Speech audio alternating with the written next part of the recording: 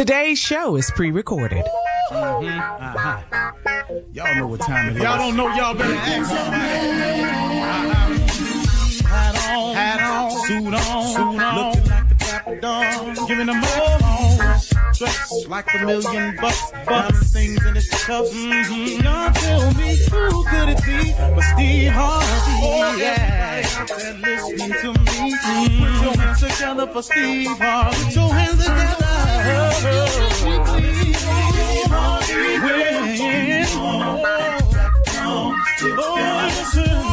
Harvey, why don't you join? Yeah. Steve Harvey, get him on, y'all. Better give me some eggs. Steve Harvey, yeah, join in me. Come with me, help me say, I'm not afraid to go home. You gotta turn it on, yeah, turn it on. Steve Harvey in the moment, y'all. Turn it on. Turn it on. Steve Harvey in the morning, y'all. Yeah. Turn your radio on. You gotta turn your radio on. Turn it on.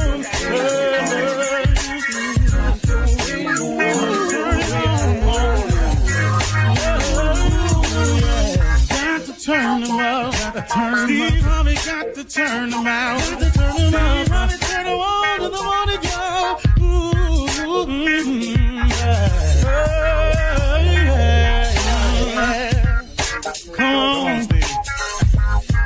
Come on, do your thing, Big Daddy. I sure will. Good morning, everybody. You're listening to The Voice. Come on, dig me now. One and only Steve Harvey. I got a radio show. Sometimes you wake up and you're not feeling your best. The reason I'm talking about this today is because today is one of those days for me. You know, you can stay positive, and I'm a very, very positive person. Now, I'm turning it around as I speak to you because I've learned a trick in my life. I've learned a self-motivating tool that I use, and I'm going to share it with you today. So if you wake up and you're not quite feeling yourself that day, as is the case with me today, here's what I do. I immediately, and I'm not kidding you. I'm in the process of doing it right now. I immediately start thinking of all the little things that I have that I can be grateful for. And I start with the fact that the reason I had to get up this morning. See, the reason I had to get up this morning was because of the job I have. Now, you may not have a job that you're in love with like I'm in love with mine, but let me ask you this right here. Suppose you didn't have that job. Oh, man, how would today be? Well, you could sleep in a little bit longer, but when you woke up, man, you'd have to be faced with the cold realization that, hey, man, I ain't working. Man, I ain't making it happen for me and mine. I'm not getting it done. And so with that in mind, I immediately, I start showing some gratitude for waking up and, man, just having work to go do. And then I started telling myself that, man, he didn't have to do it, but he did. He woke me up this morning, that I'm up. I'm actually able, that I'm here again, that he ain't through with me yet, that there's really still things for me to do. Man, okay, cool. I'm on point with that. And then I just started going over the little things, man. My coffee machine wasn't working this morning. I said, man, I've been fiddling with that coffee machine trying to get it to work, couldn't get it to work. I called somebody, I'll get some coffee. It's okay. It ain't the end of the world. And I started thinking about, man, that I have a place that I can go to once a year. That's beautiful. I started thinking about, man, look, I got a place that I lay my head that's mine. I mean, as my father-in-law once told me, when somebody came to see about him in his house, was inside his house talking to him crazy, the police. He said, listen to me. He said, this is my house. He said, as meager as it may be, this is my house. And I'm the king of this castle right here. However meager it may be, this is mine. And, you know, when you start looking at stuff in terms like that, man, I mean, for me, it's just a trick I use. I start feeling better. I start looking around, man. I start thinking about, man, I got something to wear today. You know, I start looking at little stuff. Man, I'm going to have some eggs later on today. I start looking at other stuff. Somebody's hungry today. See, somebody don't really have an option of knowing what they're going to have today. I actually have a refrigerator with an option in it. You know, I start looking at the little things, man, that God has done for me. The little things that's in my life. And I start picking myself up, man. I start feeling a whole lot better about myself. And see, the more I start telling it to you right now, the better I'm starting to feel. Because, man, as you could, you know, listen to my voice. My energy is picking up. My pace is picking up. Because now I done hit my rhythm. I'm up. I'm glad I'm up. I'm grateful to be here. I'm glad I got a family. I'm glad God didn't kept my kids. I'm glad God kept my wife. You know, I'm glad, you know, whoever you are, whatever your situation is, God done kept somebody for you on your behalf. That's a benefit to you. Or somebody you trying to teach something. They may finally get it today. Or something you've been trying to know. You may finally know it today. But you got to accept the blessing of what it is that you know now. Okay? You know, see, if you've been looking for an answer, a solution to a problem, and then the solution come, you know, you got to be grateful for it. You know, Lord, help me with this relationship. Maybe today is the day you find out that that's been the toxin and the poison in your life, that relationship is what's wrong. But because we want to hang on to it, or we tried to make it go against everything that was in us, now we got this toxic poison in our life. You know, you may find out today that that's it, that you need to move on. Well, you know something, that ain't the most devastating thing you could find out. There's a blessing in a lot of things that looks painful at times. You know, I said it at best one time. I said, you know, sometimes the breakup is the blessing. For a lot of people, it is, man. Because, you know, look, man, you know, we make choices with who we want to be with. Sometimes you done pick the wrong person. And it don't make that person a bad person. That person just wasn't good together with you. That's all it is. And so when you come to that realization, sometimes, you know, it's time to move on.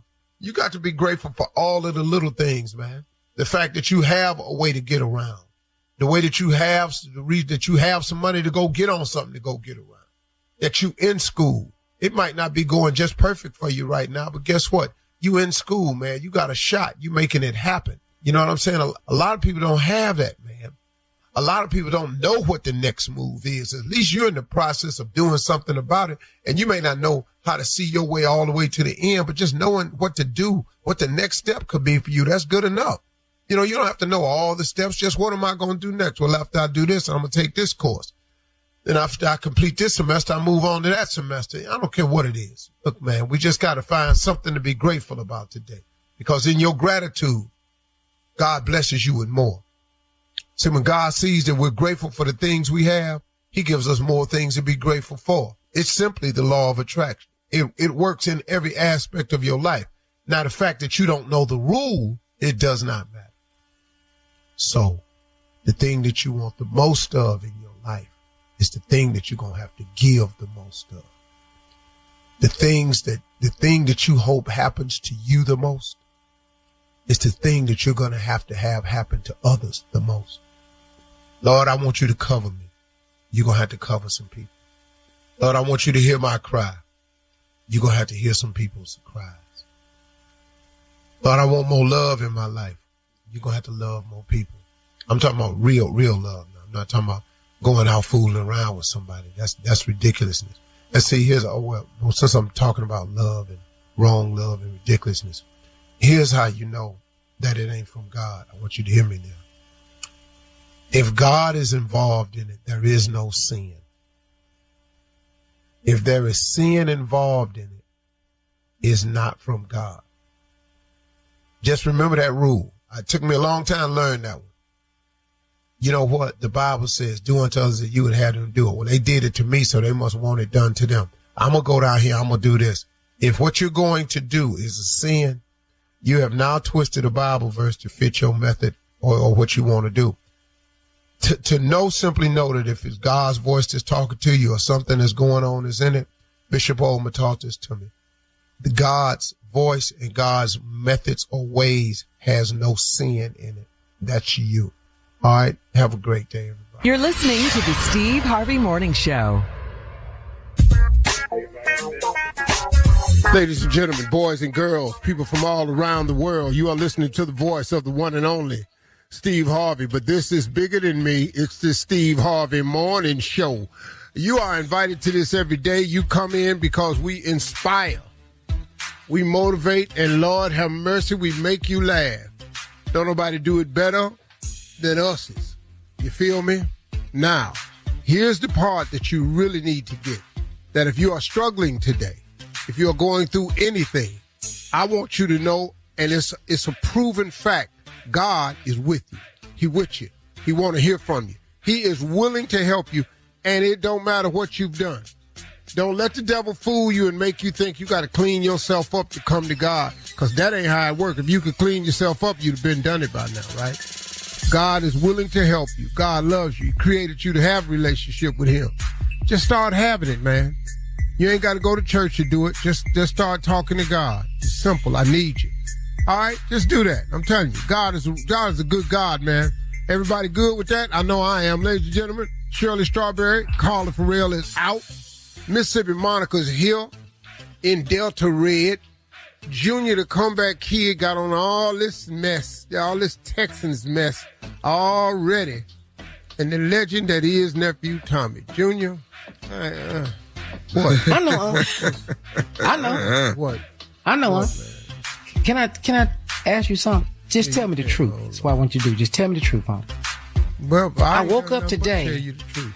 So I woke up today and I just realized I don't want to be ugly no more. I don't want to do that. Well, okay, now, truth is there ain't nothing you can do about that. They got some surgeries that you can have. This is the truth. They got some surgeries that you can have, but I don't think you're going to want to participate in the cash outlay to correct all that is wrong with you. What? How much are we talking? He said it's a lot wrong with me is what I... Hundreds of thousands, probably. Okay, that's a lot. This not how I want to start it, but let me ask you something. No. You said be honest with me. Mm-hmm. I did. But let me ask you something. Have I ever been attractive to you? Have I ever been cute to you? Not to me. What? Not to me. Now, you may have deceived a couple people throughout your life. Your mama probably, I can tell you right now, your mama thought you was fine as frog's hair. This is the cutest baby. It starts with your mama. That's where the lie starts. All mothers blow your head up and make you think you cute. It's when you get out in public. So I don't think the question, Junior, is have I ever thought you was attractive? When is the last time somebody said to you, you were attractive? Oh, that's been a while.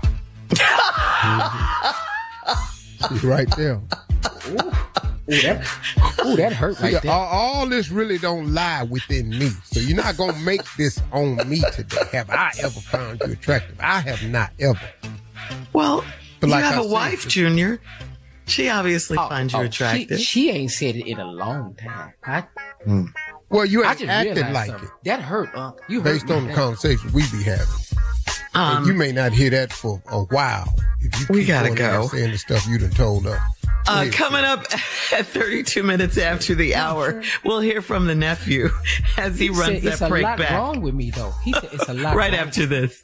You're listening to the Steve Harvey Morning Show. Globe Life Insurance can help you protect the people who matter most with coverage of up to $100,000. Whether you want to cover final expenses, pay off debts, or simply leave something behind for your loved ones, Globe Life makes it simple. Call Globe Life today at 1-800-251-5400 or visit globeliferadio.com to get a free quote. That's 1-800-251-5400 or globeliferadio.com. It is time now for the nephew to run that prank back. Nephew, what you got for us? Your son didn't make the team, Shirley. Your son didn't make the team. A lot of people getting that call right now. Let's go, cat dog. Hello. Hello, I'm trying to reach Miss Lydia. This is she. Master's calling. This is Coach Watkins up at the school. How are you? Hey, Coach Watkins, I'm fine. What can I do for you? Listen, we've had Malik out for the last week and a half. He's been coming to practice here at the junior high school, and wanted to reach out and give you a call about everything that's going on. Oh, yeah. Well, I know he's really excited. He can't wait to start the season. He's ready. Yeah. We're working all summer. Well, you know what? I'll be honest with you. He's a great kid. Yes. And he's got a good heart. And he's really, really, really trying to produce as much as possible. Well, you know, he loves the game, and he's been playing since he was a little kid. He loves it. Yeah. You know, this is the 7th grade. This is the first time some of these kids have played organized football, and this is the first time playing school football. And it's a big transition. That if you've been playing little league ball or Pop Warner or whatever you want to call it, it's a big difference and a big transition to go from one to the other. You understand? Yeah, I do understand. But Malik has been working really hard. Yeah, so he's ready. Well, let me say this. My main reason for calling you is letting you know that Malik, as of right now, is not going to be able to make the cut as far as what you say? Well, he's not going to be able to make the cut as far as being on the team for this year. Now, I got. Wait a minute. You said Malik. Wait. You said that Malik is not going to be able to make the team. You talking about my son? He's not going to make the team. He's a great kid. You know, he's a great kid. I know he's a great kid, but. Wait a minute. Now, he didn't play Pop Warner, and he was a starting quarterback. So what are you talking about? He's not going to make the team this year. He was the best they had out on that squad. Okay, and you know what? I've heard a lot about him. I heard he did a great job. Heard about him? Wait a minute. Have you seen his stats? 20 touchdowns in the season? I understand. What other kids is out there doing that? But you know what? But right now we got a lot of different kids that are coming into this particular school. So, you know, the competition has gone greater and greater than what we could possibly understand. Wait a minute. This is 7th grade. First of all, everybody makes the team. Nobody gets cut in the first place. You got an A team and a B team. So you telling me my baby ain't made none of them teams? Right now, Miss Lydia, Malik, like I said, Malik is a great kid. I like it. I know what Malik is. I know that he's a great kid, and he's a ball player. Now, I make sure of that. So don't come telling me that he's not good enough to make the cut on this 7th grade team. Well, don't come telling me first of all, who is the quarterback? You tell me what's going on. Who is the quarterback? Well, actually, right now, my son is the quarterback. Your son? Now my son hasn't played. My son is actually the quarterback. He hasn't done any Pop Warner or anything, but he really has what it takes to be the quarterback. He's never played football before. He's never played organized football. But he is going to be the quarterback for the 7th grade team. Is that what you're telling me? Well, yeah, my son is actually starting quarterback, but that's neither here nor there. But my son don't make the team, and my son scored 20 touchdowns. 20 touchdowns. Is that what you're telling me? Oh, hell no. This is I'm calling up to that school tomorrow. I will be up there tomorw. You will see me tomorrow. Let me explain something. What I'm saying, Miss Lydia. No. I don't know what this is. It's nepotism or whatever the you got going on around here. But hell no, my son ain't made the squad. Hell no. It's gonna be smoking the city tomorrow when I get up there. You watch, Miss Lydia. What I want to say is this. If your son would take a year off and try to get himself together and get his fundamentals together, I think that he'll probably be a greater football player when he gets to be headed to the 8th grade. He was the rising star last year. What you talking about his fundamentals together? Your son ain't never even played this. Well, you know what? I've worked with my son, and it's a little awkward for me to try to talk about what my son has done. Hell yeah, it's gonna be hard for you to talk about because you don't know what your son has done. Because ain't nobody ever seen your son. You just got this dream, probably something that you ain't did. You want to live vicariously through him. Hell no, that is not it. That is not it. Now, I played football in school. I played in high school, and let me say this. I'm trying to do the best that I can and the best of my ability to make sure that everybody gets a good and fair shot at what's going on. A fair shot, but he don't get to play. So what about Malik? Malik don't get no fair shot? I think Malik don't get to play? It's probably, he'll work out to be a better... That's some bull. Serve that to them other mothers. That's some bull. I guarantee you this, my son will be starting this year. I guarantee you this. You don't want none of this. Okay, well, right now, all I can say is I need Malik to actually bring his cleats back because my son's going to need him to play in. What? How about them cleats? Your son ain't getting Your son running down that field, he going to run barefoot. He ain't getting mine. Nothing. Ma'am, from my records understanding is that the cleats actually came from records school. Is wrong. That's what I'm understanding. Your records the one that told you that my son can't play. Your records ain't Ain't nobody thinking about your records. You, your mama, and the day she bust your Ma'am, I'm not going to sit here and go back and forth with you. All I'm trying to say is this, is that Malik is going to... my son ain't about to do You start looking for a new job. Get your resume together. Hey, you know what, ma'am? I'm not going to go back and forth. I got one more thing I need to say to you. You ain't got nothing else to say to me. My son will be playing, and I'll be up there tomorrow. I have one more thing I need to say to you. Are you listening? Only thing you need to tell me is who I need to talk to tomorrow. Now, who? I'll let you know that as soon as I tell you this. Are you listening? I'm listening. What? This is nephew Tommy from the Steve Harvey Morning Show. Your sister Ina got me to prank phone call you. What? What the Hello? I'll be dead. Lydia. I know, I'm going to kick that. Man, I thought y'all was really calling. You got me out hot in here. Hey, Woo! You finna go down to the school and you finna whoop everybody at the school, wasn't you? Baby, it was going down. Oh, man, I got something to ask you. What is the baddest, and I mean the baddest, radio show in the land? The Steve Harvey Morning Show. Oh, Lord. I'll be back in an hour with some more stupid. All right, nephew, thank you. Coming up next, it is Ask the CLO. Our Chief Love Officer, Steve Harvey, right after this. You're listening to the Steve Harvey Morning Show. Globe Life Insurance can help you protect the people who matter most with coverage of up to $100,000. Whether you want to cover final expenses, pay off debts, or simply leave something behind for your loved ones, Globe Life makes it simple. Call Globe Life today at 1-800-251-5400 or visit globeliferadio.com to get a free quote. That's 1-800-251-5400 or globeliferadio.com. Coming up at the top of the hour in entertainment and trending headline news, Nolan Wells' friend's new interview with Officer Tatum. Got to hear this. Oprah Winfrey says people are ruder and meaner these days. And in sports entertainment news, LeBron and his son Bronny could have a family matchup on Christmas Day. We'll talk about all of these stories at the top of the hour, but right now it is time to Ask the CLO, our Chief Love Officer, Steve Harvey. Here we go with Katrina in Baltimore. Katrina writes, while dating, I expect the man to give me a monthly allowance. I'm a successful realtor, but I love for a man to show his worth and spoil me. I'm 40 and so far I have not met a man that is financially stable. Do I lower my standards? Do I have to lower my standards? That's what Katrina wants to know. Those are standards. You have an abnormal requirement.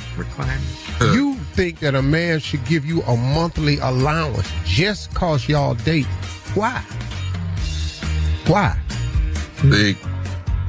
Look, if a man is taking you out and he's paying for the meals and stuff, occasionally, take you something, y'all stop for gas, he gas your car. That's guy stuff that we do sometimes, But what you're talking about is a monthly allowance. And they're just dating. They're not even in like a relationship. And you can't find nobody that's financially stable. A whole lot of dudes could give you some money every month. It's just a whole lot that ain't. So I don't know how you think that's a requirement. The requirement to date you. What, Shirley? I was going to say maybe that's how her dad did her mom while they were dating or something. Maybe he gave her mom. She don't know that. She wasn't allowance. He wasn't. Well, that's maybe how your dad did her while you was married. Well, maybe they told her. Okay, well, how that's working? Well, you can't just meet a guy, y'all start dating, and then say, hey, I need a monthly allowance. What? Do you think that, Shirley? Ladies should have an allowance from the guy they date? No, come on. You've never, ever heard me say anything like that. Okay. No. I wouldn't turn it down. Somebody who was financially successful. That's not it. Nobody's going along with that. Yeah. That just to date you. That's your bigger problem. That's why you single, you 40, all that. I would love it. But if you find someone, let me know. All right, moving on to Terrell and Selma. Terrell writes, my work wife called and said, hey, husband, my wife was close by and heard it. She snatched the phone and said, there will be none of that. My coworker was just joking, and my wife knows we play around like that. So why was she so rude? Come on, man. Why is you on speaker? She heard it. Yeah. See, one thing, dog. It's one thing for them to think y'all got this work wife, work husband, y'all joke around, but to hear the joke, it's a totally different thing. Hey, husband. Yeah, that doesn't sound good at all. No, man. I know you wish your wife hadn't grabbed the phone, but she did. And she know we play around like that. It ain't funny to her. Just like if someone... Dog, let me ask you a question. Your wife on the phone with a coworker, and he go, hey, wifey, what's going on? Exactly. How would you handle that? Hey, wifey, he wouldn't like it. What's going on? With your fine self, huh? He wouldn't like it. You know that. Not at all. So, there you have it. You may not like it, but I can understand her anger. Yeah, so they need to stop that today. All right, moving on to Imani in Harlem. Imani writes, I found out that my boyfriend bet his friends that he could get my number, and even worse, that he could sleep with me. He said in the beginning it was a game, but he loves me now and hates that I found out about that. Should I trust him anymore? They still do that? What does this have to do with distrust? You don't think that she's asking the right question about trust? Because how he got into the relationship. But he bet his friends. Now. Yeah, he bet his friends. Man, dudes do that, man. I bet I can get that one over there. That ain't nothing. You know how many dudes ain't won that bet? Man, I'm trying to tell you right now. I done walked over there all the way across Vale's party Sunday and got shot down. What'd you say? What was your opening line? Oh, I can't call. No, Shirley. Please understand, the conversation was never the problem. Oh, okay. Ever. Well, why'd you get shot down? Butterscotch. Why'd you get shot down? She just ain't like me, that's all. She blind another dude at the club. I said, excuse me, miss, I don't mean to bother you, but I was standing over there and I noticed you were here alone, and I just really, I'm not even going to trouble you longer. If you just told me your name and I could be able to say it, I'll go back across the room. She said, well, you can just go back across the room. Woo! Goddamn. Well, I'll be damned. So I had, I had my little weak drink in my hand because I've been drinking this Coca-Cola the whole night because I didn't have money for several drinks. So it looks like lice. It looked like what? I had so much ice in that glass trying to make it look like it lasts. When I walked over there, my glass looked like I was sipping green tea. And so I had my hand in my pocket in my drink. I had a white jacket. I remember I had a white jacket, black pants, white shirt. Oh, okay. That sounds nice. No, I always been clean. I'm glad the lights wasn't on because I had a little tan in the jacket. I had to sew it together. Oh, okay. And I just kept my hand in my pocket and turned around like wasn't nothing going on. Walked all the way back over there. But when I got back over there, them ends at that table were hollering. I'm talking about, man, knocking stuff over, man. Me drink so I could be all right. Yeah, men don't do rejection very well. They don't. All right, here we go. Last one. This is from Devin in Oak Cliff. Devin writes, I dropped my mower off at my sister's house. Her wife was home alone, and so I had a beer and talked to her for a minute. She propositioned me, saying that it's been a while since she's been with a man. She said it would be our secret. My body said yes, but I couldn't go through with it. Should I tell my sister? Wow. But he couldn't go through with it because of his sister. And you can never betray your sister. And that's a beautiful thing. So keep it right there. Yeah. Don't let it leave it alone, dog. Just keep it to yourself. Just leave it alone. You don't think he should tell the sister? No, y'all's over there drinking beer, too. That could be used as an excuse. We got to drinking, and I don't know what I was thinking. I'm sorry. Just let it go, dog. Okay. All right, CLO. Coming up. I'm saying that because, they might break up one day. Possible. All right. Yeah, because she cheats. Her wife cheats.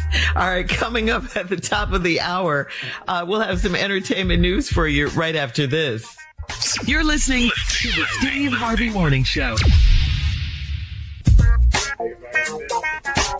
According to TMZ, in a new interview on the Officer Tatum show, that is the black officer. Yeah, you know him. One of his so-called best friends said... He's not the black officer, Shirley. He's the Negro officer. Okay, let's get that straight. Change that up.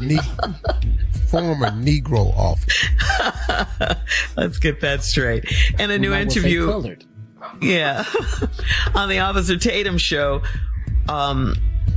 one of his best friends, one of Nolan Wells' best friends, said they wish Nolan could still be here. He blames Nolan's mom. Now listen to this. He blames Nolan's mom, Christine Wansley, for putting their identities out there, saying she's the reason they've been getting such intense backlash. He doesn't believe the mystery surrounding Nolan's death would have gone so viral if she hadn't posted about them, and feels the story's been, quote, blown out of proportion. During the interview, the boys also said that they regret going out to Horn Island on the 4th of July, saying they believe Nolan would still be alive if they hadn't. Well, yeah. It has been almost 6 weeks since Nolan Wells' death, and according to the Black Information Network, people on social media say they will keep his name trending and fight for justice for Nolan Wells. The ignorance and audacity of this privileged child to go on an interview and say that she's blowing this all out of proportion. Yeah. This wouldn't be that big. This woman lost a child.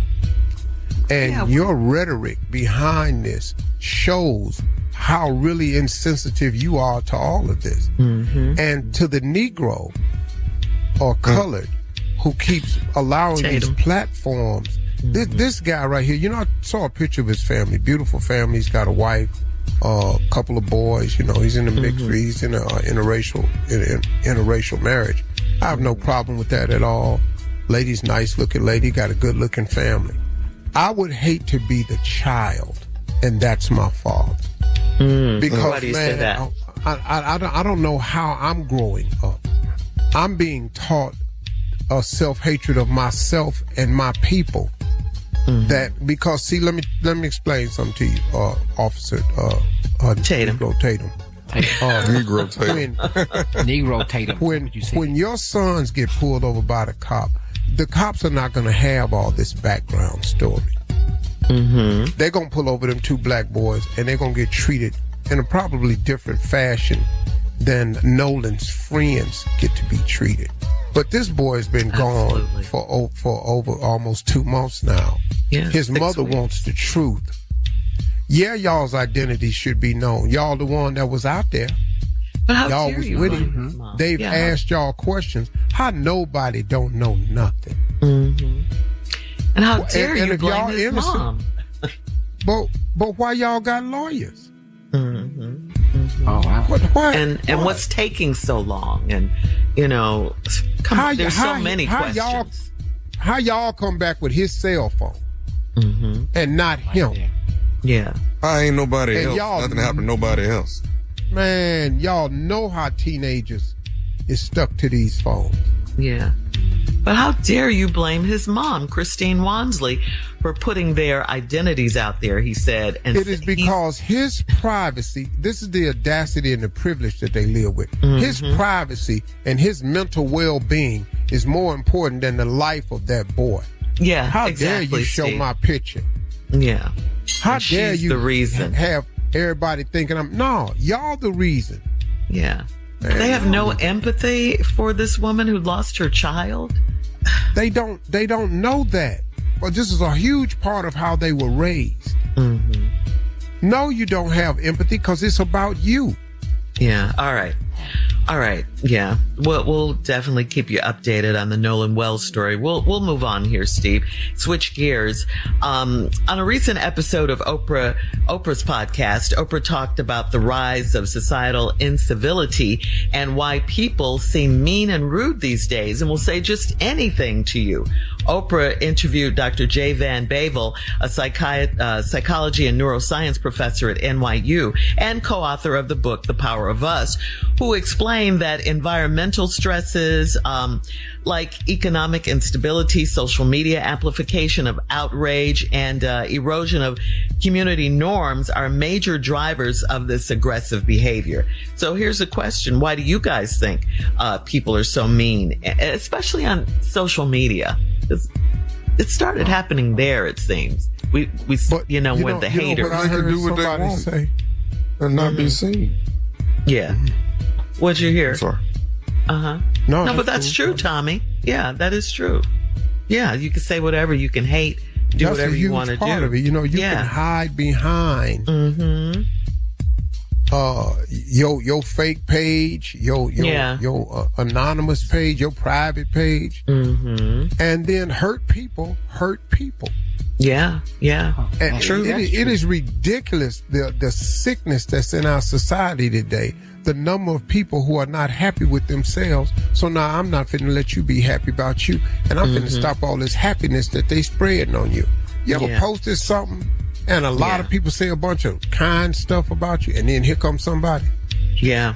They do that all the time.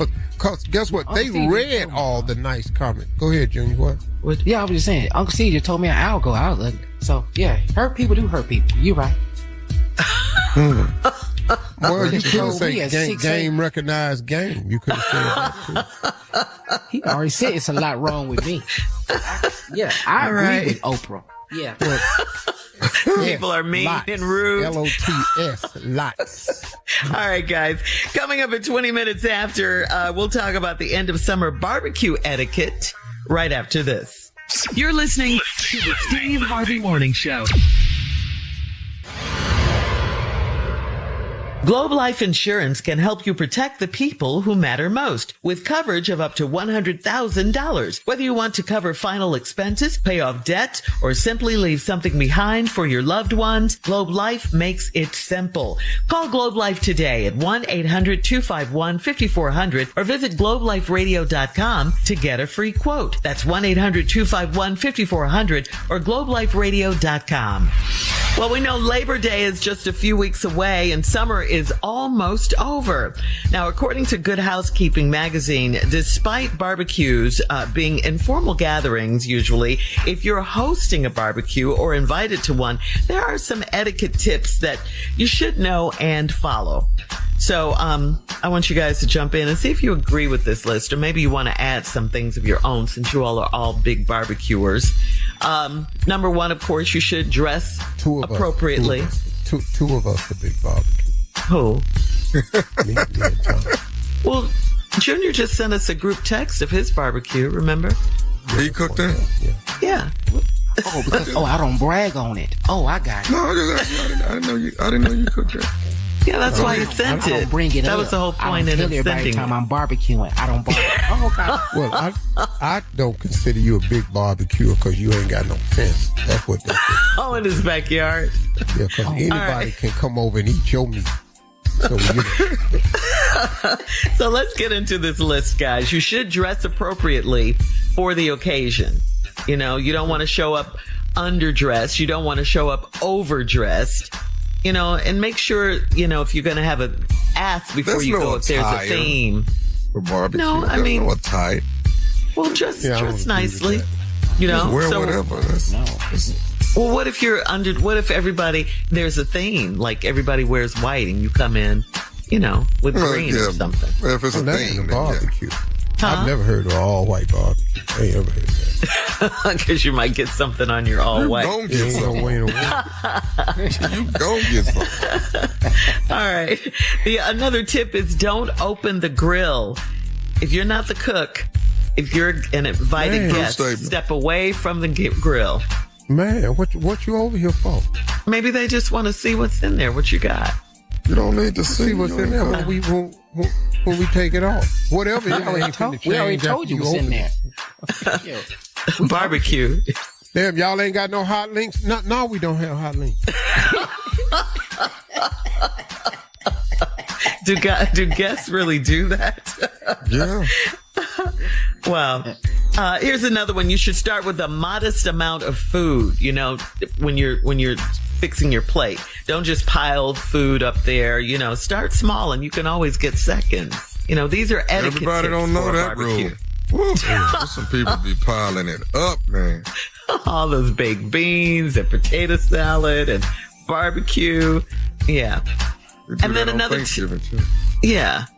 tip is show your gratitude. Show your gratitude. Don't just show up. When you come to someone's house, give them a gift. Give the host a gift. Oh, that's true. At the barbecue? I'm gonna bring bring a side dish or, ask. I really need to get out of this question. I ain't been over nobody's house in so long. Yes. Man. All right, guys. Coming up at 34 minutes after, we'll ask the crew some random questions right after this.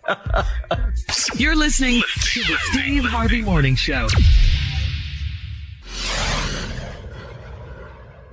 Time now to ask you guys just some random questions. Just some random questions like we do sometimes. Here's number one. What clothing makes a man sexy or makes you sexy? What do you put on that makes you feel really sexy? Come on, here we go. Say nothing. Come on, Tommy. Yeah. What clothing makes a man sexy? A suit. A suit. Yeah. A suit make me just so fly. You feel sexy when you wear a suit? What? As much as you like to be naked, I thought it would be the exact opposite. I was going to say draws too now. Draws too. Really? Suit or draw or both. Okay, jacket and draws. That'll work too. Junior, what makes you feel sexy? Don't even come to me. Did you hear what he said? I did. Jacket and draws. Okay. Yeah, I don't want to see that either. He think he's sexy and all this Houston Texans out he got on today. I tell you what he put on make you think where he think he's sexy. A hat. All right, let's ask the man who loves to dress. What clothing? What article of clothing makes you feel sexy, Steve? I mean, that's been my brand the whole time. I'm a suit guy. Mm-hmm. Yeah. I'm a rock. I like the fact that you do color. You add color. You're so colorful. I don't care what's that. I'm rocking. Mm-hmm. All right.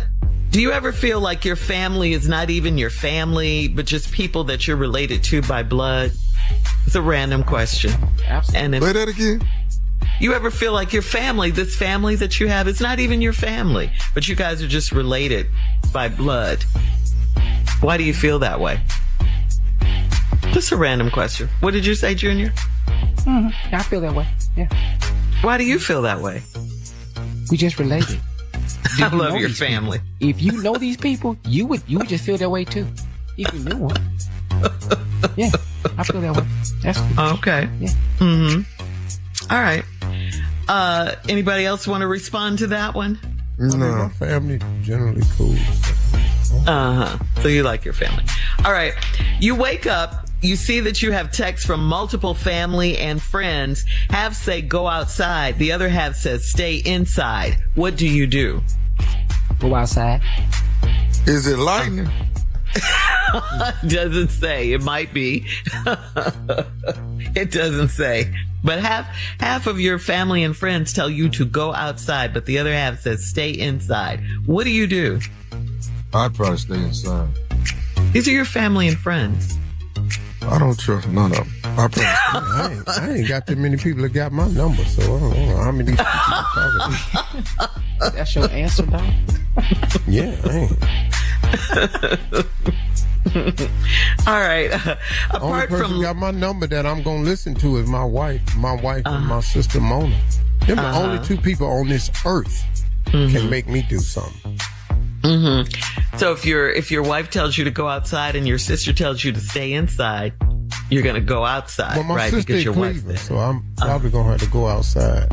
Oh, okay. All right. What's the most delicious foreign food you've ever tried? Escargot. Snails. I thought what happened to caviar? I love caviar. No, you still get it delivered to your house? Sometimes. I'm going to tell you right now, escargot ain't all they got it cranked up to be. Not for me. It's not a lot for what For it the is. price? Yeah. For the cost. What about you, Junior? Most exotic Chinese foreign food? That you've had out of the country, Junior. Most delicious foreign food you've ever tried? Ain't China not over here? Yeah. But you can get it here. We want to know, like, where have you traveled to and had something that was thought? Oh, I ain't never did that. You like, so Junior, your answer would be something like a Philly cheesesteak. They sell that at Chili's. Coming up next, it is the nephew and today's prank phone call. Right after this. It's $9.99 at Chili's. You're listening to the Steve Harvey Morning Show. Coming up at the top of the hour, right about 4 minutes after, it is my strawberry letter for today. And the subject is, why won't my husband answer me? We'll get into that, find out what that's all about. In just a few. Because right now the nephew is here. You hear him with today's prank phone call. Nephew, what you got for us? I got one for you. We're going to get this get this guy a call. Sometimes you got to just say it. Yeah, you just got to say it sometimes. What? Your wife gave me a disease. Your wife gave me a disease. Like, we got to talk about it. Let's call him. Let's get him on the line. Let's go, cat dog. Hello, I'm trying to reach Dante. Yeah, this is him. Who this? Hey, how you doing, man? Just to be certain, you Dante that's married to Tammy, right? Yeah. Okay, cool. So listen, man, sure you've heard about me, maybe heard my name before, because I used to date Tammy way before you guys got married. My name is Marcellus. So I just wanted to call and say how you doing, but I needed to talk to you. Okay, yeah, I know. She mentioned y'all used to be together before. Okay, I've heard about you. What's the phone call for? I needed to talk to you, man, and I've been holding this back at least 4 years. I haven't said anything, and I can't hold it no more, man. I'm going through so many issues right now. I gotta get this thing. I gotta get some grips on this thing that I'm going through, but. I wanted to come to you, man to man, talk to you about this situation. I hate to bring it to you like this, but when me and Tammy were together, man, I don't even know how to say it. When we was together, Tammy gave me a disease, man. So, I've been holding this, and I wanted to hit you up. I thought about it 2 years ago, 3 years ago. I wanted to. What do you mean, like she gave you a disease? She gave me a disease about 4+ years ago. This is way before y'all got married. From my understanding, y'all been married about 3 years, right? Yeah. Oh my God. Okay. And you're calling me to give me the heads up? No, man, no. I'm calling because, dude, these damn the medical bills and all this is just completely out of control. I can't even, I can't take care of myself no more with this. And I don't feel like I have to because she's the one that gave me the disease. Okay, so you're calling because you want me to pay for you want us to pay for your medical bills.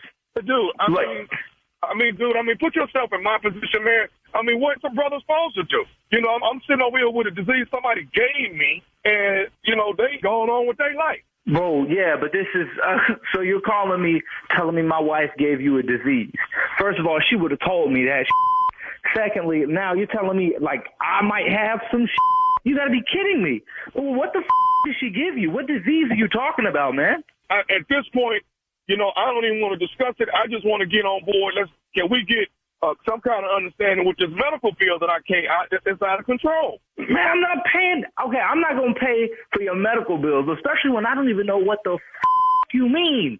What do you mean she gave you a disease, man? I'm over here freaking the out. Hey, dude, I understand, bro. I hope you good.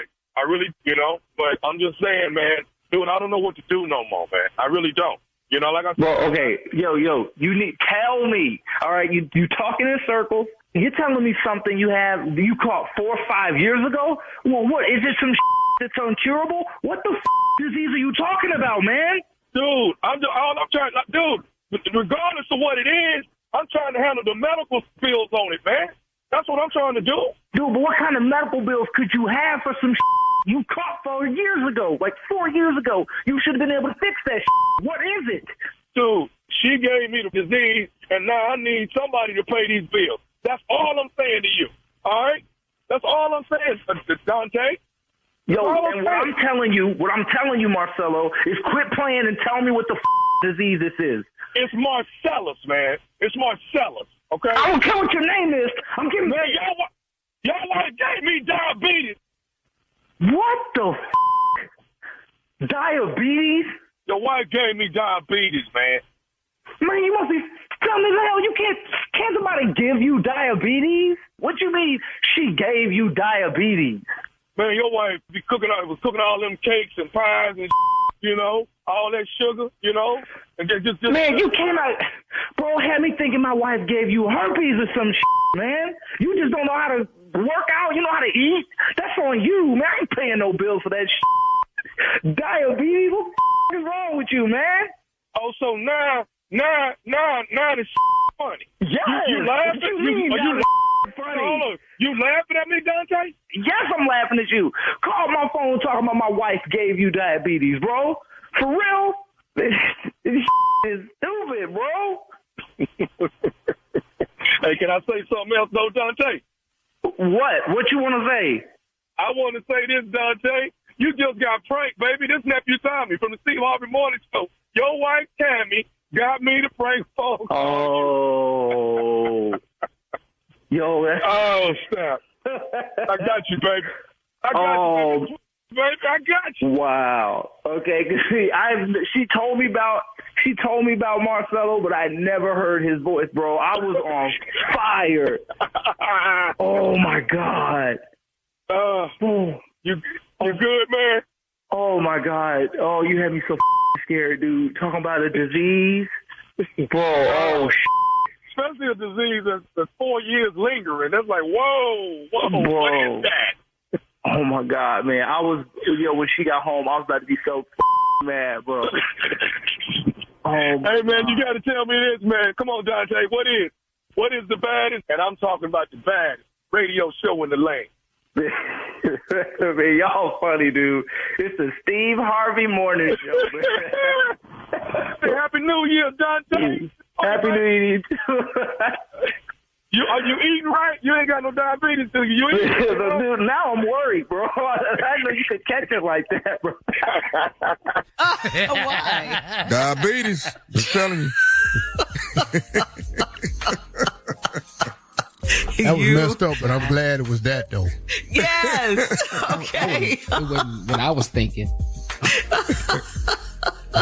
Your wife gave me the sugar, diabetes. My grandma used to call it, got that sugar. Mm-hmm. Uh-huh. Yeah. Mm-hmm. Wow, Tommy. That was scary. Hey, sometimes somebody's got to do it. Yeah. Somebody got to do it. Let your stupid unwind. I will be unwinding in Baton Rouge, Louisiana. Baton Rouge, Louisiana. That is August the 29th. I'm going to say it again. August 29th at the River Center Theater in Baton Rouge. Saturday night. Tickets on sale right now. The nephew is coming to town. It is an all-white house party comedy show. You don't want to miss it. This right for Labor Day. Right for Labor Day. You get to wear your white. You can wear your white really when you want to wear your white. It's up to you however you want to do it. Wow. That was a lot, wasn't it? That was a lot. It's a You tired. What? You can wear your white. You got a Tom Ford white, man? Hey. You want to borrow it? I could cut that thing down, boy. I cut that thing down. I had that right. I can get them shoulders in there right. The part that's going to make you look bad in the dough is the crotch. What's up with the crotch? All we got to do is bring the legs up. To the top of the... Bring the legs up. Get a good tailor, Tommy. Get a good bring the legs up. Now you're going to be just standing over there looking like you done doo-dooed on yourself. All right. What's the matter with the little baby? He done had an accident. All right. Thank you, nephew. Now he got his uncle suit on. He done just took the legs up. Strawberry letter up next. The subject is, why won't my husband answer me? We'll find out right after this. An education is a transformation. Every day, the Thurgood Marshall College Fund transforms lives through scholarships, professional development, and career advancement opportunities. We also connect forward-thinking companies with exceptional HBCU talent through workforce development programs. I'm a proud HBCU graduate, and my experience shaped me into the person I am today. The education, culture, community, and lifelong connections helped me reach my fullest potential. The Thurgood Marshall College Fund is America's largest organization that exclusively represents the HBCU community. If you believe in education, opportunity, and building future leaders, this is where it starts. Join us and be a part of the transformation. Apply, donate, or partner with us today at tmcf.org. You're listening to the Steve Harvey Morning Show. It is time now for today's Strawberry Letter. And if you need advice on relationships, work, dating, sex, parenting, and more, please submit your Strawberry Letter to steveharveyfm.com and click Submit Strawberry Letter. We could be reading your letter live on the air, just like we're going to do this one right here, right now. And you never know. It could be yours. It could be yours. Buckle up and hold on tight. We got it for you. Here it is. Strawberry Letter. Thank you, nephew. Subject, why won't my husband answer me? Dear Steve and Shirley, I've been married for 6 years and my husband should have said I don't instead of I do because he does not answer anything I ask him. Simple questions irritate him, even when all he has to say is yes or no. My mother said he does it to throw me off his scent and I'm dealing with a shady man. I don't want to believe that, but she might be right because if I ask my husband what he wants for dinner, he'll ask me what I want to eat. If I ask him to go put gas in my car, he asks me how much gas I have left in the tank. When I ask him serious questions like where he's been all day, he tells me that he's been out and about or out dilly-dallying. There are times when he answers with only one word, why? When we were dating, he tended to overshare info about his workday, his friends, and his whereabouts. It makes me feel like I'm nagging him, so I shut down, and communication with him is limited. The problem with that is he seems to love it. He comes in and kisses me like he normally does, and we have conversations about our son or what's trending on social media. When it comes to sex, I don't feel connected to him. He doesn't seem to care, so I'm considering withholding sex, so he'll have to ask me why we are not having sex anymore. I can't wait to give him a crazy answer like he gives me. Two wrongs don't make a right, but how else can I get him to communicate or answer me? You guys are in trouble here, especially if you're considering withholding sex. So you say when you shut down and don't talk to him, he seems to love it. Then he comes in and kisses you and you guys can talk about the kids and what's on social media. That's kind of weird.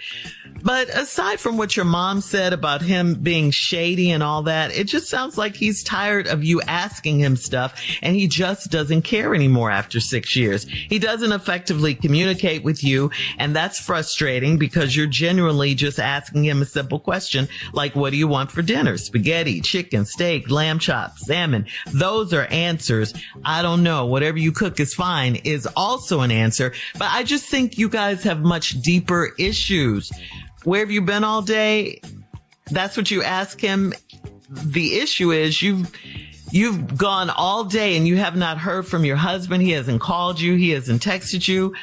I don't think he likes talking to you or communicating with you or sharing with you. I think you guys need counseling right now today. Get some marriage counseling. Steve? Yeah, Shirley, you're right. But, he don't like, but I'm going to tell you what I think happened here because I saw a little hole in the letter. Mm-hmm. You've been married for 6 years and he does not answer anything I ask him. Simple questions irritate him. When all he got to do is say yes or no. My mother said he does it to throw me off his scent, and I'm dealing with the shady man. Yeah, your mama ain't got nobody either. So you just keep listening to your mama. He throwing you off his scent. And what the hell did that mean? Y'all out hunting? What is y'all? What the hell do that mean?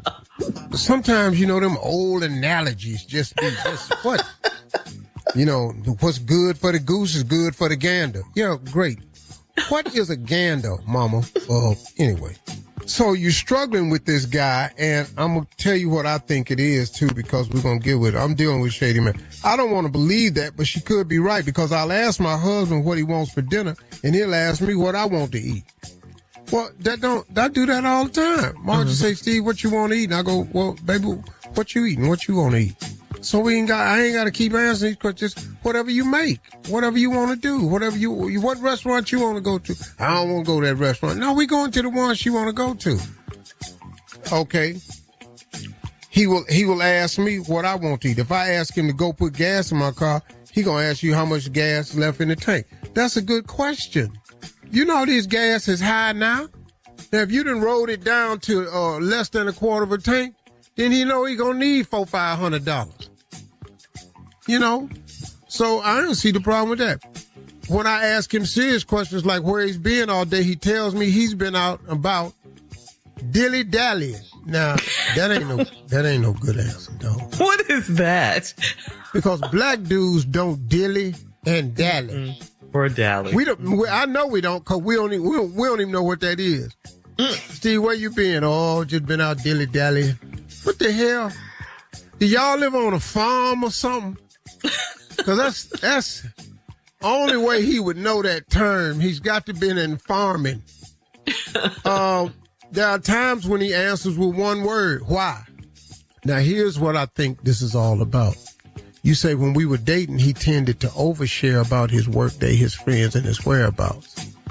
It makes me feel like I'm nagging him. No, what he did was he learned that if he shares this information with you, here's the part you don't have in the letter. It's how are you digesting the information?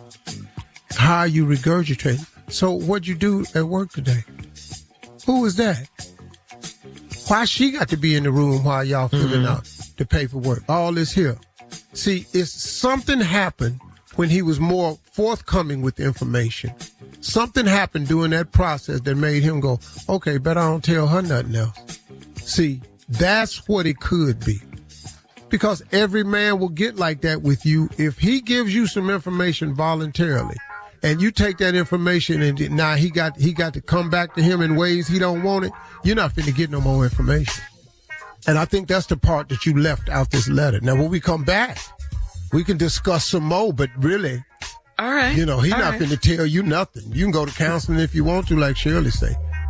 We'll have part 2 of your response, Steve, coming up at 23 minutes after. Why won't my husband answer me is the subject. Like he don't like you.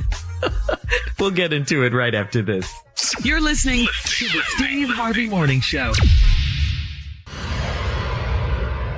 An education is a transformation. Every day, the Thurgood Marshall College Fund transforms lives through scholarships and career advancement opportunities. Over $500 million has already gone back to students who need it most. We also connect companies with exceptional HBCU talent through workforce development initiatives. I am a proud HBCU graduate, and my education helped me reach my fullest potential. I'm continuing that tradition with my daughter, who will be attending an HBCU this fall. Generational excellence continues. TMCF is America's largest organization that exclusively represents the HBCU community. Join us in being part of the transformation. Apply, donate, or partner with us today at tmcf.org.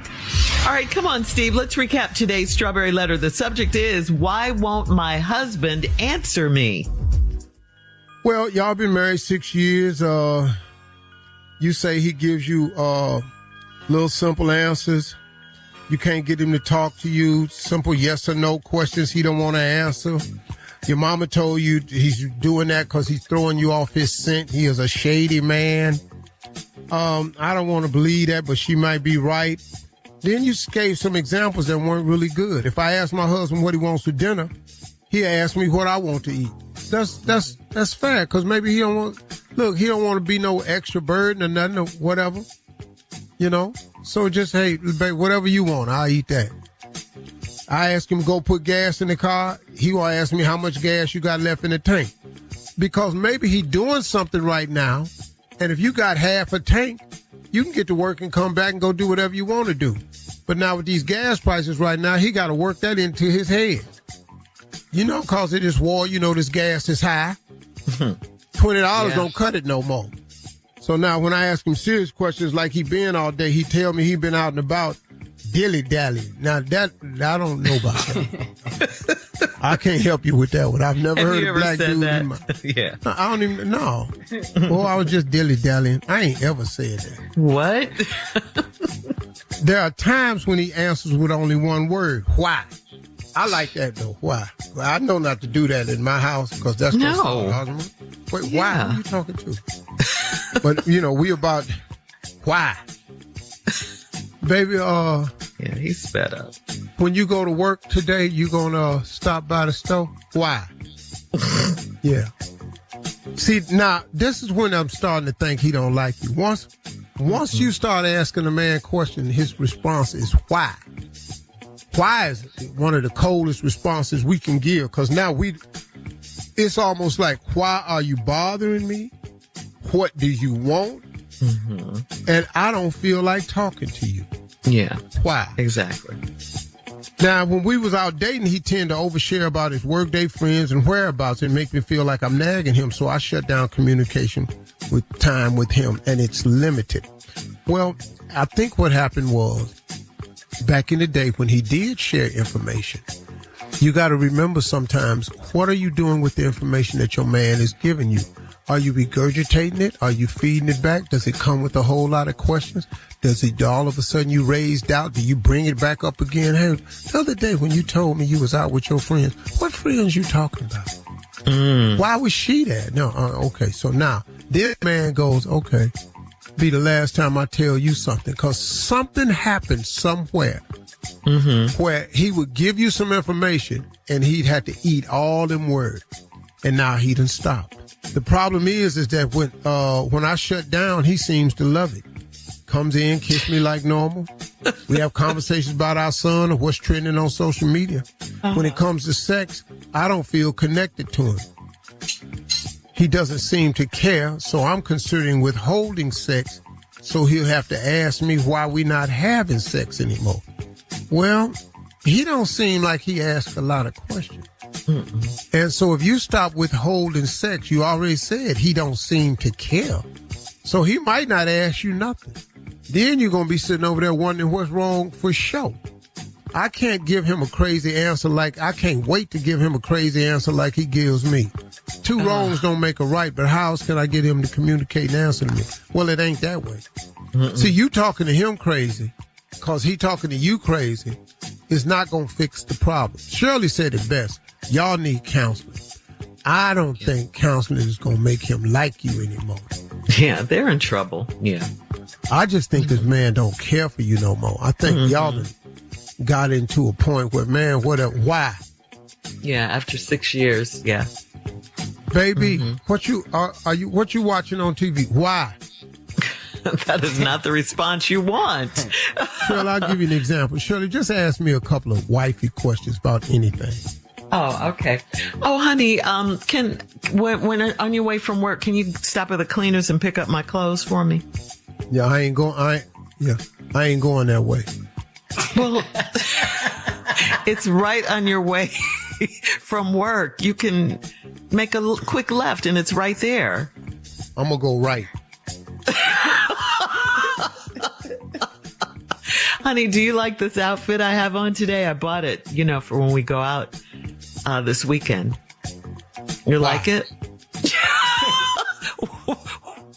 Why what? Why are you asking me? You know, already bought it. Hey, look, I'm a little short on my money this week. Can you lend me a few dollars? Can you give me some money, honey?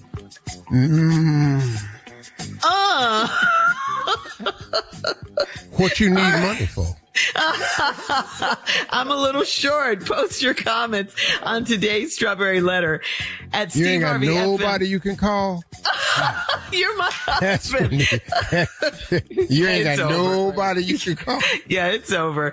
On Instagram and Facebook, check out the Strawberry Letter podcast on the free iHeartRadio app. Free never sounded so good. You can download it today. Coming up at 46 minutes after, it's Junior and Sports Talk right after this. You're listening to the Steve Harvey Morning Show. An education is a transformation. Every day, the Thurgood Marshall College Fund transforms lives through scholarships, professional development, and career advancement opportunities. We also connect forward-thinking companies with exceptional HBCU talent through workforce development programs. I'm a proud HBCU graduate, and my experience shaped me into the person I am today. The education, culture, community, and lifelong connections helped me reach my fullest potential. The Thurgood Marshall College Fund is America's largest organization that exclusively represents the HBCU community. If you believe in education, opportunity, and building future leaders, this is where it starts. Join us and be a part of the transformation. Apply, donate, or partner with us today at tmcf.org. All right, here he is, ladies and gentlemen, Junior and Sports Talk. What you got, Junior? Well, do y'all see what I have on today? Yeah. Yeah. Yeah. What is it, Junior? I got my Texans jersey on. Got everything. But you know what starts today? Yeah, if you like red, white, and blue, you'd had a better job putting on the Buffalo Bills stuff. I'm not gonna let you tear me down today, because it starts today. Preseason football. Our road to the Super Bowl starts right now. Today. And we play tonight. We playing the Chargers. Can we I am already in. Mark this date again. What you mean, March? On the day Junior told me that they was on their way to the Super Bowl. It starts today. Yeah. Yeah. We going. This is Thursday. Why you don't see it is beyond me. And Tommy, why you ain't saying 13th. Nothing, Tommy? You don't think you're going Thursday, to the Super Bowl? Hell no, he don't. Quarterback. I'm worried about the quarterback. He know them handshakes now. He got that down. He know how to shake everybody's hand. Good.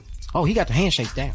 Oh, but when it's time to throw the ball, he panics. That's my problem. What do you mean he panics? Go look at the whole last season. He panics. You don't sound like a Super Bowl team. It should, and Tommy is killing it. I'm sorry. Because Tommy was with you last year, Junior. He was with you last year. but he's not with me this year. It starts today, Tommy. Right now. I got to see the quarterback. Did you see the defense? Oh, they're wonderful. Outstanding. Somebody got to score points, though. Y'all had the same defense last year. They was outstanding. Yeah. I know who we ain't talking. We ain't heard nothing about the Browns. We don't even that's not a discussion. Cause I know how to do this. You the one struggling with y'all's real position. I'm clear about mine. I'm from Cleveland. I ain't no high hopes. This year already? You know, just season start, see how it go. I'll be pulling for Shador, Watson, whoever the quarterback is. I'm just going, I hope they win a couple games. That's all I am. Just don't go 0-16. That's all I am. I don't think they'll do that. Now with Shador. Give me 500 football. Happy one Sunday, sad the next. Happy, sad. Happy, sad. You've seen this movie before. He said, give me 500 football. Yeah, just give me that, man. I'll be happy. Happy, sad. Happy, sad. Just don't run me in the ground. 4-12. Oh, okay. Okay. All right. But we going. All right, Junior. Yeah, we going. It starts today. We might be going, but we don't know who playing. Thank you, Junior. Coming up at the top of the hour, a woman on social media needs some advice. She says, how many guests is too many? We'll talk about that right after this. You're listening to the Steve Harvey Morning Show. This is from Teddy on Steve Harvey FM. Teddy says, my neighbor called the cops on me and accused me of poisoning her kids. What? Over the weekend, I was grilling out some burgers when I saw her kids playing in the backyard. They walked over and said it smelled good, and I asked where their mom was. They said she was out for a few hours, so I asked if they'd eaten and if they thought their mom would mind if they had a burger. So I cooked up a few more burgers, and everyone had a good time with full bellies. 3 hours later, the cops showed up. Apparently, my neighbor is a strict vegan, which I had no knowledge of, and she's raising her kids in an environment that is good and friendly to all animals. Thankfully, the police pretty much laughed it off and asked me to refrain from feeding the kids in the future. So my question is, how do I deal with this awkward neighbor? Now, how was he supposed to know that if the kids didn't tell him, Steve? What? See, man, it don't make no sense. I mean, look, they vegan, strict vegan. Mm-hmm. But they smell that meat. And ate it. And they eased on over there. They did. They've been wanting a burger so long. They done seen all these McDonald's commercials on TV. They done Burger King, Wendy's. Yes. Boy, that little boy said, man, I can't wait till my mama ain't looking. I'm going to get me a burger. When you offered the burger, delicious. Mm-hmm. I mean, he did all the right things. Now, let me ask you something. Did the kids get sick? No, she didn't. It's nothing in here about that. The kids did not get sick. First time I gave my grandson a rib because he had never eaten meat before. He had a little stomach ache later on. That was Carly's baby, my little grandson, BJ. Yeah. You gave BJ a rib. You knew he was a vegan, though. You knew it, didn't you? He said, Pawpaw, what is that? I said, it's a rib right here. He ain't say nothing. I said, you want one? So I cut him a bone that I had over there on the cool side. He started eating it. It was one of the greatest joys of his life. Carly came out back and went, Daddy, what are you doing? He don't eat meat. I looked at him, I said, yeah, he do. I beg to differ. I beg to differ with you, daughter of mine. Look at him.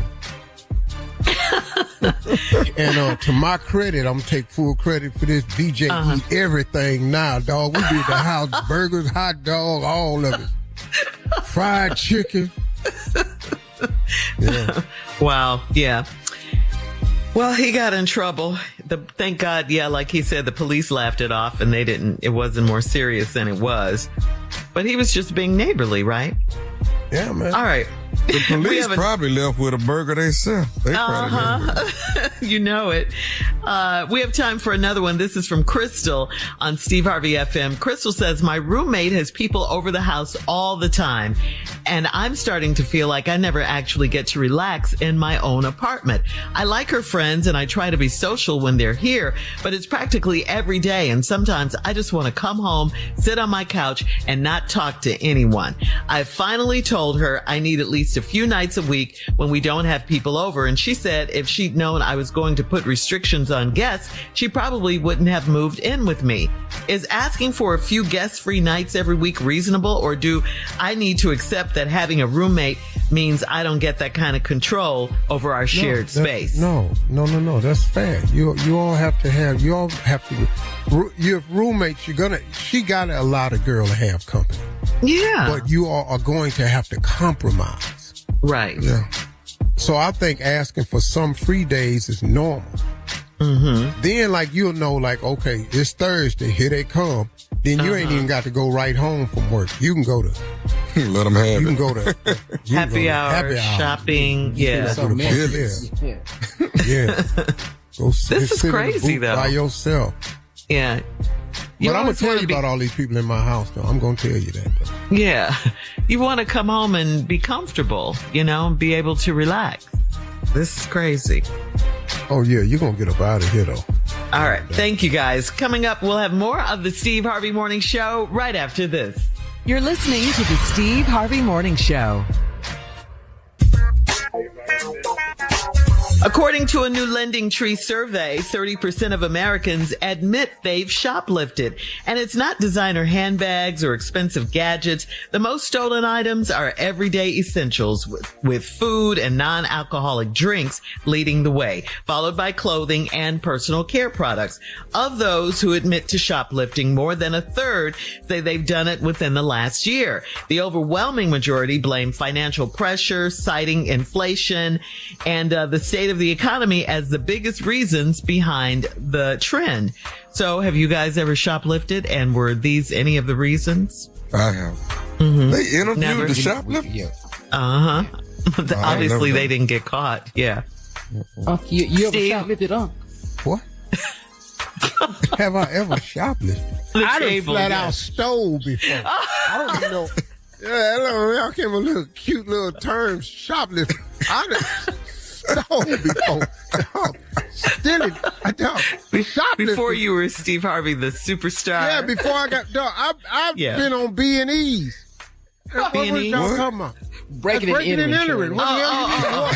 See, y'all ain't even been to court. Y'all don't even know the charges. I so don't. This is the honest truth. I've been involved in B&Es. I've been involved in shoplifting. Oh my God. I've been involved in stealing. Enough already. Okay, enough. Coming up in 33 minutes after the hour, we'll play a round of Would You Rather right after this. Quiet, Steve. No more. You're listening to the Steve Harvey Morning Show. Spending time outdoors, and let's talk about skin cancer. Non-melanoma skin cancers, or NMSCs, including basal cell carcinoma and cutaneous squamous cell carcinoma, are the most common cancers in the U.S. and can become harder to treat if left undetected. That's why sun protection and timely detection matter. Our sponsor, Regeneron, is raising awareness about advanced NMSCs. Learn more and take the pledge to see a dermatologist annually at letsgetrealaboutSkinCancer.com. Time now for a round of Would You Rather. Would you rather be forced to live the same day over and over, or take 3 years off your life? Groundhog, huh? Yeah. Take 3 years. I don't want to take no years off. I live that same. I had that day so fly though. By the time it's gonna take me a few days, but I'm gonna have that day fly when we get. Oh yeah, if I could pick the day. I had some over and over. Oh, Lord, I'd have had some great. All right. Would you rather lose your front teeth or lose all of your hair? Oh.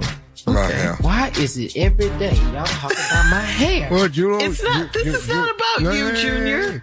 What? June the only one that got choices here, Junior. Because me and Tommy not giving up our front teeth. We don't care about his hair. But these front teeth TV shows, now, Junior, which would you do? Give up your front teeth or that remaining receding just answer. Non-reproducing. You know, Junior, a lot of your problems is in the re category. What you mean? Your hair don't reproduce. Your hairline is receding. And you refuse to receive this information. And all this has happened recently. Don't retreat, Junior. All right, answer. All right, moving on. Would you rather lose the ability to cry, or would you rather cry every day for 30 minutes? Man, lose the ability to cry. Well, I've seen you all cry before. Yeah. Just cry every day for 30 minutes. Get it all out. Get it all out. 30 minutes? Yeah. That's a lot of crying. A lot of crying. I'd rather lose. That's a lot of water. Clear your sinuses, all of that. Okay. All right. Would you rather? I'd just be sitting up there looking dead at you, going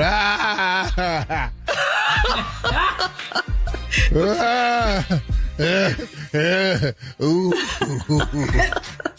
Would you rather have bad hearing or bad eyesight? Which one? Well, hearing or eyesight? Can you guys hear me? Hearing. Okay. You want to be able to see. You want to. All right. You got on glasses now, so. Would you rather die at the age you are? Glasses. He already got that. Oh, this Hang is on, a horrible one. This is terrible. This would you rather. All right, I'll do another one. Would you rather be attacked by a bear or attacked by a shark? The outcome is probably going to be the same. I ain't going to win in that water at all. Yeah.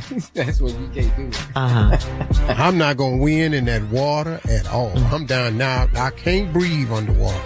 I can't swim. So the bear? Yeah, I'm just going to be up in here. All right. All right.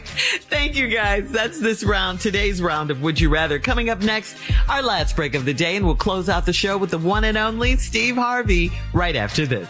You're listening to the Steve Harvey Morning Show.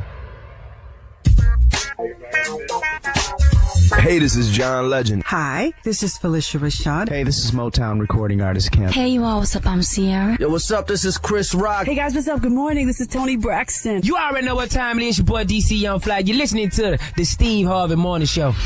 Spending time outdoors, and let's talk about skin cancer. Non-melanoma skin cancers, or NMSCs, including basal cell carcinoma and cutaneous squamous cell carcinoma, are the most common cancers in the U.S. and can become harder to treat if left undetected. That's why sun protection and timely detection matter. Our sponsor, Regeneron, is raising awareness about advanced NMSCs. Learn more and take the pledge to see a dermatologist annually at letsgetrealaboutSkinCancer.com. All right, Steve, here we are, last break of the day. And of course, it is time for you to leave us with some closing remarks. I want to give you some encouragement on your road to success. I've often said 1,000,000 times that the road to success is always under construction, that you can expect the pitfalls, the setbacks, the detours, the working men at work, so forth and so on. But what I want to remind you of is that you can win if you can fight through the clutter.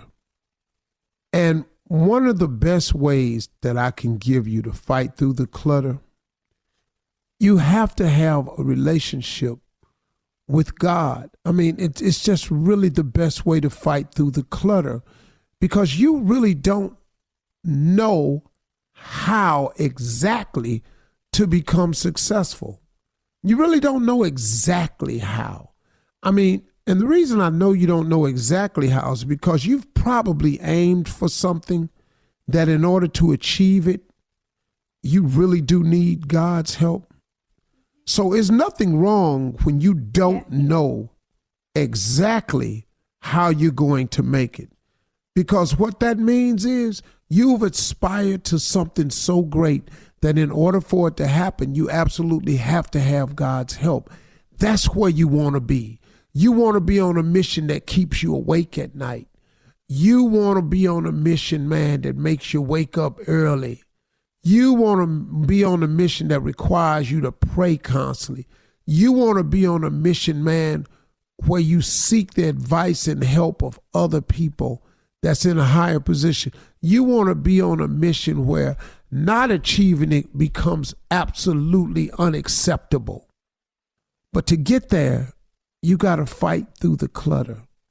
And the biggest form of clutter in your mind is the actual figuring it out. Can you remember back on how many times you've tried to figure something out, your life, your next move, who to call, who to talk to, whether to try to sell them, how to sell them, what to buy, how to buy? If you go back over all your life of you figuring out my next move, should I go to school? Should I not go to school? Should I get a degree in this? Should I not get a degree in this? Should I apply for that job or this job? Should I go over here because they pay a little bit more, but this one has better stability? I don't know. But you've constantly been trying to work that out. That's exhausting, and it keeps your mind cluttered. I was reading in my daily meditation how when you clutter your mind up with the how-to, you remove God's presence in your life, because he's always hovering and standing close by to come in and comfort you and be beside you and help you make these decisions. But if you never invite him in, if you never invite him to make the decisions, if you never allow his presence to come and calm you down, man, sometimes you just need calming.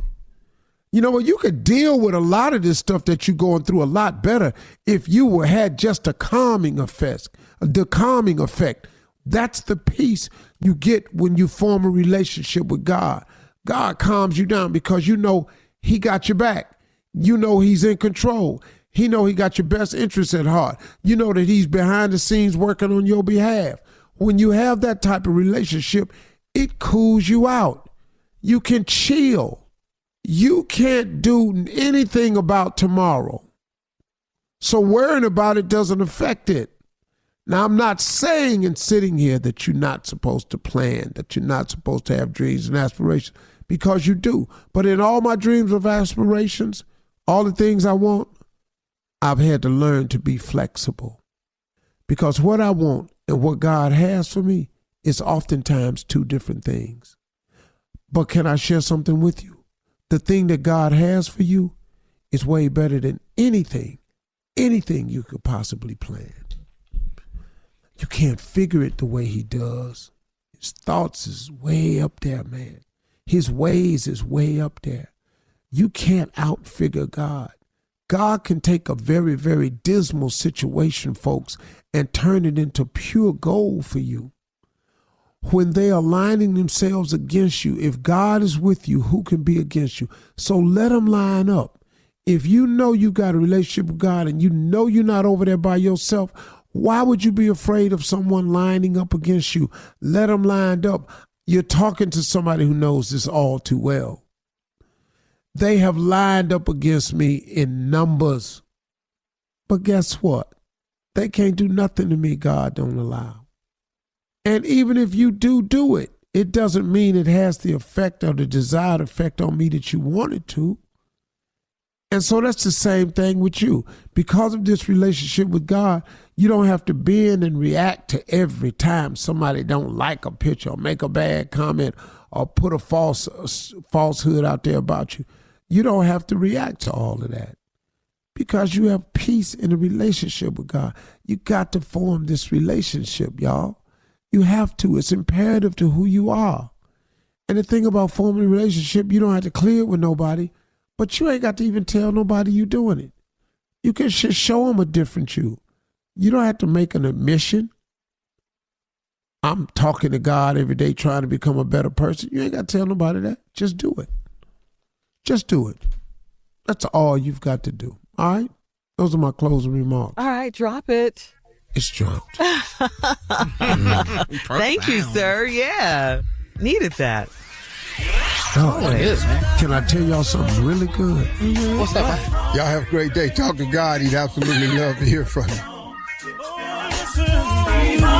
For all Steve Harvey contests, no purchase necessary, void where prohibited. Participants must be legal U.S. residents at least 18 years old unless otherwise stated. For complete contest rules, visit SteveHarveyFM.com. You're listening to the Steve Harvey Morning Show.